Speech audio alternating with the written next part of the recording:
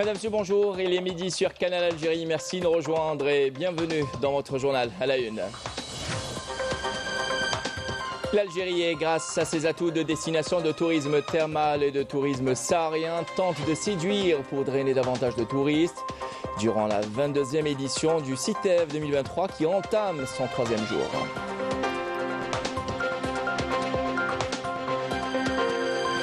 Et le grand format de ce samedi est consacré aux grands efforts consentis par les pouvoirs publics pour relancer durablement le secteur du tourisme, en incitant notamment les opérateurs activant dans le domaine à adhérer au plan Qualité Tourisme Algérie.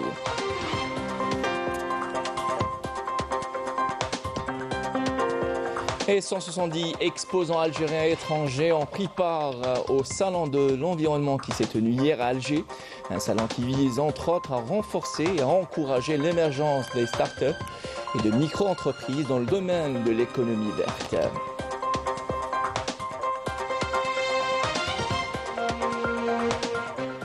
Voilà pour les titres, bienvenue à vous tous. Tout d'abord, aujourd'hui au siège du ministère de la Communication à Alger, le ministre de la Communication Mohamed Lagab a procédé à l'installation des membres du jury du concours du président de la République du journaliste professionnel dans sa 9e édition. Et dans l'actualité coopération, le ministre du Commerce et de la Promotion des Exportations, Taïb Zitouni, a présidé hier en compagnie du ministre ougandais du Commerce, de l'Industrie et des Coopératives, Francis Moembessa, l'ouverture de la foire des produits algériens à Kampala, la capitale ougandaise. Dans une déclaration après l'inauguration de la foire qui a réuni 51 entreprises algériennes, publiques et privées, activant dans différents domaines, Zitouni a souligné l'importance de l'accès des produits algériens au marché africain et de l'investissement au niveau continental. Je vous invite à l'écouter.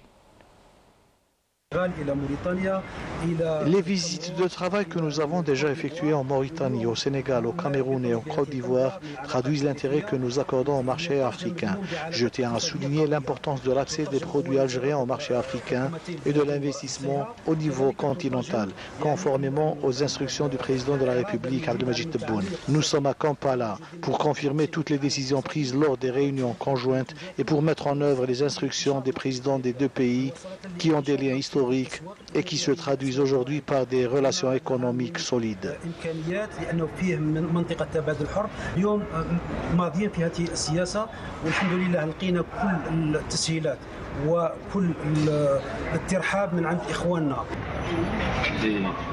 Cette foire permettra de créer un partenariat entre les sociétés ougandaises et leurs homologues algériennes qui présentent des produits de qualité selon des normes internationales et offrent une occasion de rencontrer des producteurs algériens. C'était là la déclaration de Taïb Zitouni, ministre du Commerce et de la Promotion des Exportations et son homologue ougandais. Et l'actualité, comme vous le savez, est marquée par le Salon international du tourisme et des voyages CITEV dans sa 22e édition qui réunit, rappelons-le, plus de 300 exposants représentants des professionnels du tourisme, des représentants nationaux et étrangers. Parmi les atouts de la destination Algérie, le tourisme thermal et le tourisme saharien, dont la saison a débuté hier, deux créneaux créateurs de richesse susceptibles d'entraîner et de drainer un nombre important supplémentaire de touristes nationaux et étrangers. C'est des Mayouf et les détails. Développer le tourisme interne en tant que pilier de la diversification économique demeure une ambition à atteindre. Et pour ce faire, le tourisme thermal en est un créneau porteur à même de booster l'activité touristique. Pour les projets thermalisme, surtout nous avons côté est le pôle Galma, donc Hammam Dbagh, c'est un pôle thermal très important. À Hammam Dbagh, avec une capacité de presque 300 lits. Et qui est en cours de réalisation. Et nous avons une zone touristique à Khanchla, Hammam Salhin à Khanchla, c'est toute une zone touristique avec une dizaine de projets pour le thermalisme. Notre station thermale située dans la commune de Tlerma à Mila réunit toutes les commodités nécessaires pour apporter le bien-être tant recherché par les curistes grâce aux eaux thermales sulfureuses et un équipement adéquat répondant aux normes internationales. Force est de constater que le tourisme saharien est à l'honneur dans la 22e édition du CITEV et pour cause, il intervient à la veille de son lancement, d'où l'impératif de sa promotion. Les vols qui fait direct Alger Janet Paris et les visas régularisation, c'est la première fois qu'on a vu les gens ils prennent les visas directement à l'aéroport. Ça c'est des bonnes choses pour le tourisme saharien. Une empreinte assez spéciale Gherdaya par rapport à ses qsour, par rapport à son ancien souk.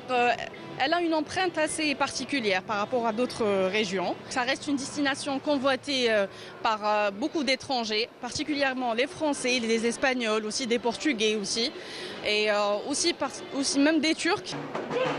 Dans sa deuxième journée, le CITEV se poursuit dans une ambiance festive et s'emploie par différents moyens à optimiser les atouts touristiques de l'Algérie et à créer un espace de partenariat fructueux.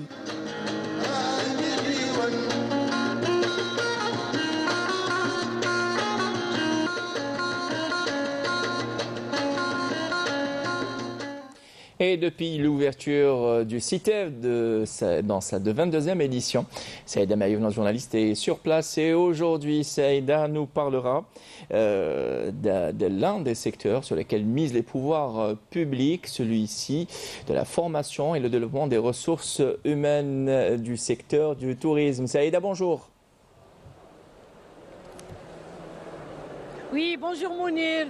Effectivement, donc force est de constater qu'une réelle dynamique a été insufflée ces dernières années au secteur du tourisme. Donc une dynamique dictée par une volonté politique manifeste de booster ce secteur aussi bien à l'interne qu'à l'international et d'asseoir une industrie du tourisme digne du nom. Seulement voilà, les infrastructures touristiques à elles seules ne suffisent pas si elles ne sont pas accompagnées d'un vrai investissement dans le facteur humain. Et justement, pour en parler, j'ai avec moi ce matin M. Abdelrahman Belgat, qui est président de l'Association mondiale pour la formation dans l'hôtellerie et le tourisme. Alors, le facteur humain comme élément clé pour booster le tourisme. Bonjour. Très bien. Excellente question qui nécessite une réponse très simple. Le capital humain est l'essentiel et l'essence même du tourisme sur l'univers. L'investissement financier est un des paramètres. Très rapidement, puisque nous sommes en direct, ce qu'il faut savoir pour un pays comme l'Algérie, c'est très simple. On a des dimensions et on a des éléments objectifs. On me dit que c'est du direct, donc je fais très attention à la position. C'est un des 10 plus grands pays au monde en termes de superficie. C'est un pays qui dispose des 4 saisons. J'ai fait 84 pays dans mon parcours professionnel et ça démontre que c'est un pays qui est riche de par sa diversité. Donc ce pays a une destination et une vocation touristique. Ce qu'il faut, et je pense que c'est l'essentiel, c'est de développer ce capital humain. Et je vous donne juste en conclusion rapide quelques chiffres. Sachez que 31% de la population algérienne, qui représente 46 millions d'habitants, a moins de 15 ans, 31%. Entre 15 ans et 59 ans, c'est 60%. Qu'est-ce qui nous reste? Les 9% sont ceux qui dépassent le cadre des 60%. Ça veut dire que c'est un pays qui est d'une richesse en termes de ressources humaines qui est incommensurable.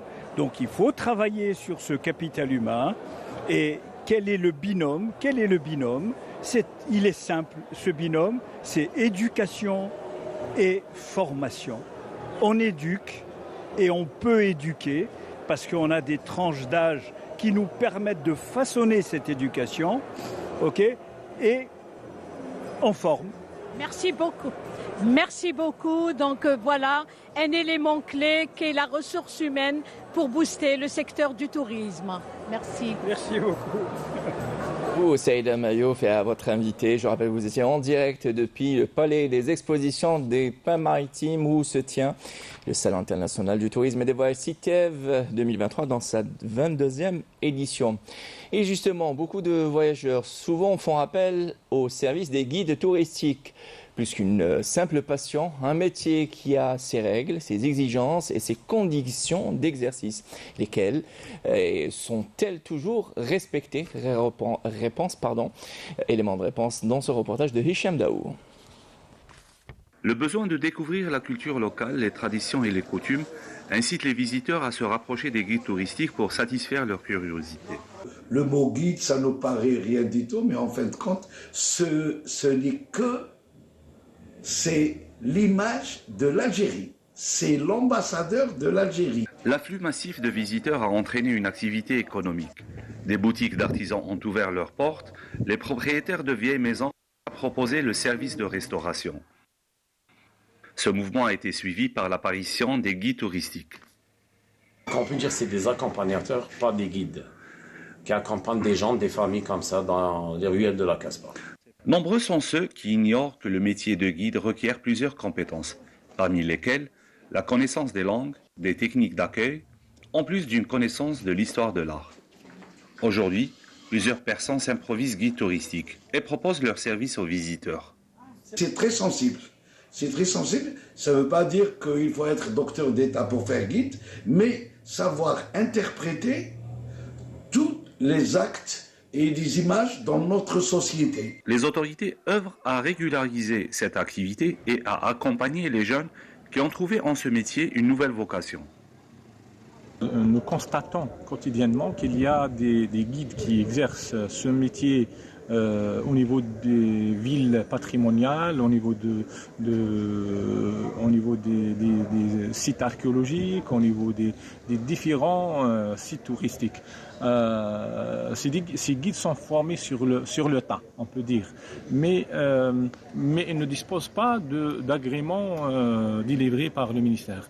Alors, dans le nouveau texte, on est en train de revoir les dispositions en intégrant, en prenant en charge ces guides qui sont formés sur le tas et qualifier ces guides et donner un agrément sur les connaissances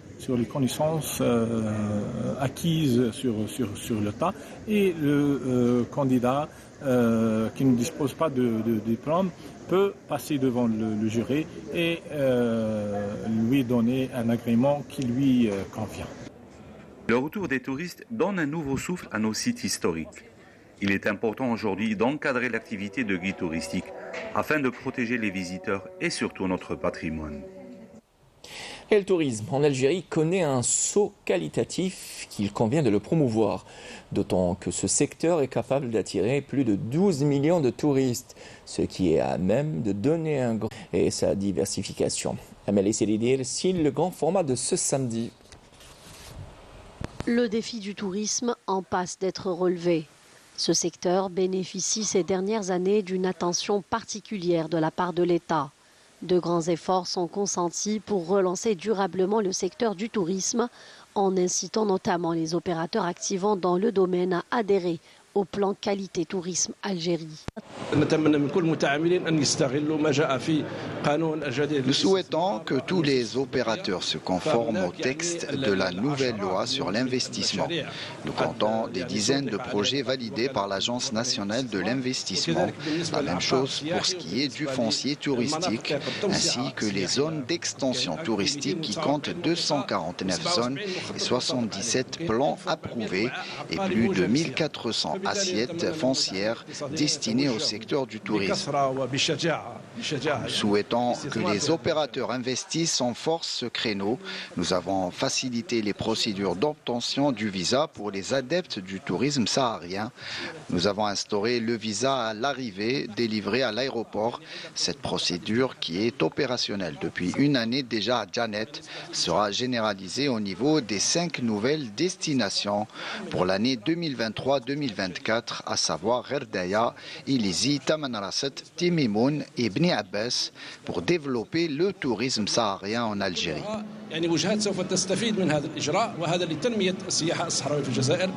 Le tourisme en Algérie recèle d'énormes potentialités, soutenu par l'allègement des mesures de facilitation d'accès aux touristes étrangers. Les vols qui fait direct Alger Janet Paris, et les visas régularisation, c'est la première fois qu'on a vu les gens ils prennent les visas directement à l'aéroport. Ça c'est des bonnes choses pour le tourisme saharien. Nous, avant, il y a ce système, mais les visas, c'est la première fois. C'est l'État qui fait ça. On remercierait beaucoup. Une empreinte assez spéciale, Gherdaya, par rapport à ses qsour, par rapport à son ancien souk. Elle a une empreinte assez particulière par rapport à d'autres régions. Ça reste une destination convoitée par beaucoup d'étrangers, particulièrement les Français, les Espagnols, aussi des Portugais aussi, et aussi même des Turcs. On a reçu quelques Turcs récemment et maintenant on essaye de s'ouvrir. Il est aujourd'hui impératif de hisser le tourisme algérien à un niveau concurrentiel pour lui garantir une place dans le marché international du tourisme. À Lyon, j'ai une agence de voyage et mes clients principaux sont asiatiques. J'en ai chinois, vietnamiennes et cambodgiens. À Lyon, le plus asiatique à Lyon, c'est une communauté vietnamienne. Et donc, j'ai les missions de vietnamiennes parce que j'ai notre agence à côté de moi. Elle a dit elle va venir. Voilà. Et je vais l'emmener tout ce que je vais découvrir à mes compatriotes asiatiques à Lyon. On est aussi une association de voyagistes, puisqu'on envoie des gens dans 60 pays et 250 destinations, mais aucune en Algérie encore pour l'instant. Donc on est là pour corriger un peu ce problème. Plus grand pays d'Afrique, l'Algérie offre une diversité touristique tout au long de l'année, ce qui constitue un atout non négligeable pour booster ce secteur économique générateur d'emplois et de richesses, et surtout permettre de diversifier l'économie nationale. Par ailleurs, clôture hier à Alger de la 3e édition du Salon international de l'environnement et des énergies renouvelables d'Alger, Sierra. La cérémonie de clôture présidée par la ministre de l'Environnement et des énergies renouvelables, Faiza Dahleb, s'est déroulée en présence de l'ambassadeur de la Corée du Nord, plutôt la Corée du Sud en Algérie, dont le pays était l'invité d'honneur au salon, ainsi que des cadres du ministère de l'Environnement et des énergies renouvelables. Couverture, Hamid Rabouh. Organisé sous le slogan « Les startups, locomotives du développement durable et de l'économie verte en Algérie », la 3e édition du Salon international de l'environnement et des énergies renouvelables reflète l'approche du gouvernement en matière de renforcement de la prise de conscience quant aux questions environnementales et d'énergie renouvelable. Nous avons eu l'honneur d'être parrainés par le président de la République pour l'organisation de ce salon. Et ce salon s'inscrit parfaitement dans la mise en œuvre de 2 engagements importants qui font partie des 54 engagements du programme du président de la République. Nous sommes concernés par la production et le développement de la production de l'énergie en un réseau. L'orientation économique de l'Algérie vise à instaurer un écosystème durable en élargissant et diversifiant les outils en faveur de la mise en place et du soutien aux jeunes entreprises émergentes du secteur vert. Nous avons aussi des startups qui sont là, qui sont à l'écoute donc des nouvelles technologies que sont venus exposer donc les partenaires étrangers qui ont participé à ce salon, et aussi écouter les besoins des entreprises, des secteurs, de pas mal de secteurs qui interviennent donc dans l'industrie nationale pour essayer d'innover par rapport à ces besoins de ces entreprises nationales. Invité d'honneur de cette édition, la Corée du Sud partage l'expérience de son engagement envers la protection de l'environnement et la promotion des énergies renouvelables avec l'Algérie. 우리 대한민국도 과거에 그 환경 문제 때문에 많은 어려움을 겪었습니다. La Corée du Sud aussi, au passé, il y avait quelques problèmes environnementaux comme Algérie. 그러한 환경 문제를 극복하는 데 있어서 어느 하나만 한다고 되는 문제는 아니고 세 개가 같이 이루어져야 가능합니다. D'après moi, je pense c'est pas un seul pays qui doit faire bien pour réduire le réchauffement climatique ou bien pour l'écologie. C'est le monde entier doit y participer pour développer nos problèmes écologiques. Le salon s'inscrit dans l'émergence de l'économie circulaire verte et dans les efforts des autorités publiques visant à optimiser l'utilisation de l'énergie pour améliorer les conditions de vie et le bien-être social tout en préservant l'environnement. Et ils étaient donc plus de 170 exposants algériens et étrangers à prendre part à ce salon qui vise entre autres à renforcer et à encourager l'émergence des start-up et des micro-entreprises dans le domaine de l'économie verte. Rina Lorari a dressé ses portraits. À l'heure où les enjeux environnementaux liés au dérèglement climatique, la transition vers les énergies renouvelables s'impose plus que jamais. Dans ces stands, plusieurs start-up proposent des solutions novatrices pour la préservation de notre planète, à l'instar de cette micro-entreprise qui a développé un tuyau d'irrigation souterrain offrant une solution durable pour les agriculteurs. Nous avons lancé notre entreprise cette année. Ce tuyau est fabriqué entièrement à partir de matériaux recyclés. Il permet non seulement une utilisation rationnelle de l'eau dans l'irrigation en l'apportant directement à la racine, mais assure également une croissance saine des cultures tout en réduisant les mauvaises herbes.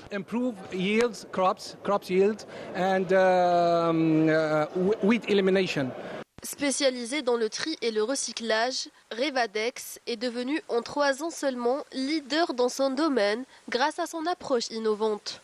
Notre service, il comprend l'installation des bacs, ce que vous voyez là-bas derrière vous, et aussi l'accompagnement de l'entreprise. Et non seulement ça, mais on peut fournir des bilans quant à l'empreinte carbone et la quantité de déchets qui a été collectée de la part de l'entreprise cliente. Alors pour faciliter le geste de tri et le suivi de l'engagement environnemental de notre entreprise cliente, ce qu'on fait c'est quoi? C'est la digitalisation de la donnée. Éco-responsables et résolument engagées, ces entreprises révolutionnent le paysage énergétique en offrant des solutions pour un avenir plus proche et résilient face aux défis du dérèglement climatique. Et direction la wilaya de Boumerdès à présent, où les travaux de la réalisation de la station de dessalement d'eau de mer de Cap Djennet connaissent une avancée considérable. Après 3 mois du commencement de ce méga projet, la cadence s'accélère, l'objectif étant de remettre ce projet dans les délais impartis, tout en prenant en compte, entre autres, la préservation de l'environnement, nous dit Malek Drahmoun dans ce reportage et Majda Drahmoun dans ce commentaire. Boumerdès, une wilaya dont la population dépasse les 800 000 habitants et qui s'étend sur une bande côtière de 107 km. C'est ici que l'on trouve l'un des projets les plus ambitieux de dessalement d'eau de mer à Cap Djennet. Il y a 3 mois, c'est à cela que ressemblait le chantier. Aujourd'hui, les travaux se déroulent à un rythme soutenu et prometteur. Nous avons entamé la réalisation des différentes infrastructures, à commencer par le réservoir d'eau et la décantation des matières en suspension, ainsi que le réservoir de filtration de sable.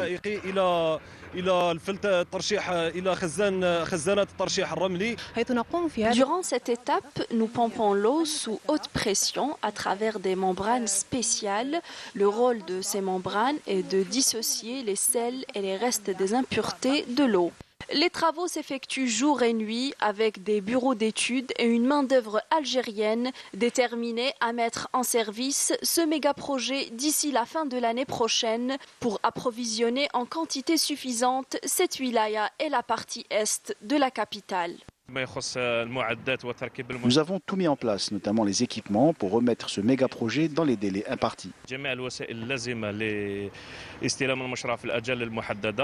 Une fois ce projet achevé, l'Algérie, avec les autres stations de dessalement, se positionnera comme étant le premier pays en Afrique en termes de dessalement d'eau de mer, avec une capacité totale estimée à 3,7 millions de mètres cubes jour. Cela permettra de renforcer l'approvisionnement en eau potable de 17% jusqu'à 42% d'ici la fin de l'année 2024. Le taux d'avancement du projet est considérablement avancé. Il en va de même pour son étude. Cela nous a permis d'une part d'entamer la phase de construction et d'autre part d'acquérir les équipements nécessaires. Le projet de dessalement d'eau de mer de Cap Djennet est l'un des projets phares sur lequel mise l'Algérie pour assurer sa sécurité hydrique. Si j'avais un franc et notre liberté, ce sont là les titres respectivement d'un roman et d'un essai qui ont été distingués lors de la 2e édition du prix littéraire de la Grande Mosquée de Paris. Un événement qui a marqué la rentrée littéraire à travers une soirée dédiée au dialogue et à la promotion de la civilisation musulmane depuis Paris. Afaf Belouchette et cette correspondance. C'est une 2e édition qui confirme au prestigieux prix littéraire de la Grande Mosquée de Paris son statut d'événement incontournable marquant la rentrée culturelle. Un jury de renom et une sélection de candidats talentueux réunis dans un but, promouvoir la connaissance de la civilisation musulmane en Occident. Vraiment des aspects riches, divers autour de la culture musulmane pour permettre à ceux qui aujourd'hui ignorent un peu ce qu'est aujourd'hui la richesse de l'islam de découvrir ces aspects politiques, sociologiques, philosophiques. Et merci au recteur d'avoir eu cette très belle initiative. Et dans la catégorie roman, c'est un ouvrage émouvant, dépeignant l'émigration avec une sincérité désarmante qui a décroché le premier prix. Si j'avais un franc, signé par le journaliste et primo-romancier Abdelkrim Saifi. Mes parents sont algériens, de Biskra, ils sont venus immigrer en France et le fait d'être honorés ici, ça ravive leur mémoire et donc c'est une lumière qui se pose sur eux et ça c'est la plus belle chose qu'on peut rendre à ses parents. Autre moment fort de la soirée, celui de la remise de prix dans la catégorie essai sur la civilisation musulmane. Ahmed Messoud a été chaleureusement acclamé pour son essai intitulé « Notre liberté ». L'islam appartient à ceux qui croient profondément que notre religion est une religion de paix, de tolérance et non une religion d'extrémisme. Notre religion ne peut être prise en otage par une poignée de personnes. Un message porté avec argument théologique à l'appui par l'invité d'honneur de cette cérémonie de remise de prix, Mohamed El Aissa, secrétaire général de la Ligue islamique mondiale, qui a animé un dialogue interreligieux organisé par la Grande Mosquée de Paris. Nous sommes très honorés de prendre part à cette rencontre. Je saisis cette occasion pour remercier, au nom de la Ligue du monde musulman, le recteur de la Grande Mosquée de Paris pour les efforts fournis dans le but de réaliser les objectifs de la Grande Mosquée de Paris, qui est devenue aujourd'hui un des bastions de l'islam en France et en Europe. L'islam est une religion ouverte à tous, que c'est une religion de la fraternité. Et je crois que le message de son Excellence M. Mohamed El Aissa est identique à celui de la Grande Mosquée de Paris. Un dialogue constructif qui s'est prolongé lors d'un dîner fraternel en présence des ambassadeurs d'Algérie et d'Arabie Saoudite en France. Une soirée dédiée à la littérature, au dialogue et à la promotion de la civilisation musulmane, transcendant les barrières culturelles et religieuses. Et un mot de sport pour terminer cette édition du sport, je le disais à présent, avec les résultats de la 3e journée du championnat de Ligue 1 Mobilis de football, disputé hier et qui ont vu l'US Saint-Princhla battre la JS Kabylie sur le score de 2-1. Sur le même score, le 1C Magra a battu l'US Biskra et le match entre l'US Souf et le MC Oran s'est terminé sur le score vierge de 0-0. Cet après-midi, à partir de 15h45, vous pourrez suivre le match qui opposera le MC Alger au MC El Bayed sur la chaîne terrestre et chaîne 4 de la télévision algérienne. Voilà qui termine ce journal préparé par Nassim Ben Saïdi et Adel Boukhame, c'est réalisé par Mohamed Elias Taïeb. L'information revient ce soir à 19h. Tout de suite les nouvelles du ciel signées Mina Abed. J'aurai le plaisir de vous retrouver le week-end prochain. Bon appétit si vous êtes à table. Au revoir.